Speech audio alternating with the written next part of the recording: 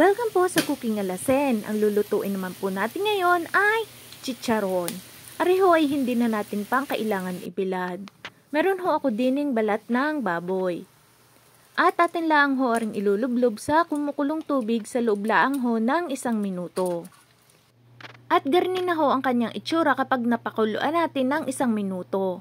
At hihiwain laang ho natin na rin ng maliliit, yung parang garni laang ho ang size. After ho natin mahiwa ay ilalagay na ho natin ari sa kawali. Sa puntong ari ay patay pa yung ating kalan. At saka ho tayo maglalagay ng mantika.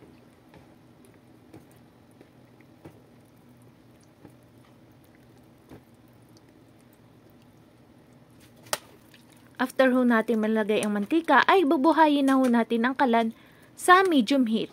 At ari ho ay lulutuin natin ng 3 minuto. At pagdating ho ng 3 minuto ay ilalagay na ho natin na rin sa pinakamahinang apoy.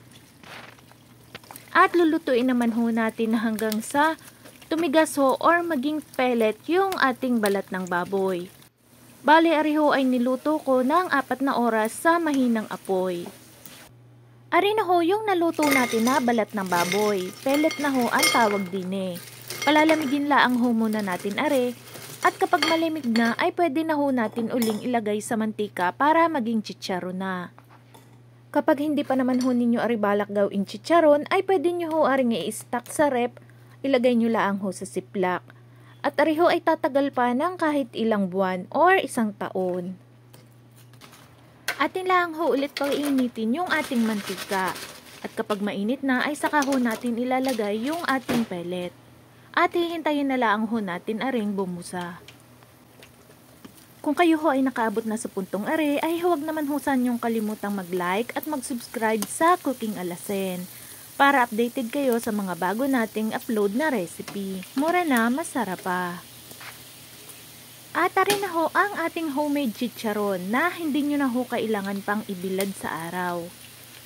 Kaya kahit ho tag-ulan at gusto nyong gumawa ng chicharon ay kayang-kanya yung ho aring gawin. At pwedeng-pwede nyo rin ho aring gawin pang negosyo. Kapag naluto na ho yung inyong chicharon ay saka ho ninyo ari lalagyan ng asin. Para yun hong ating mantika ay hindi ho mangingitim. Sana'y nakatulong ho aring aking munting video sa inyo. Huwag nyo ho sanang kalimutang mag-follow at mag-subscribe sa Cooking Alasen. Maraming salamat po sa inyong panonood.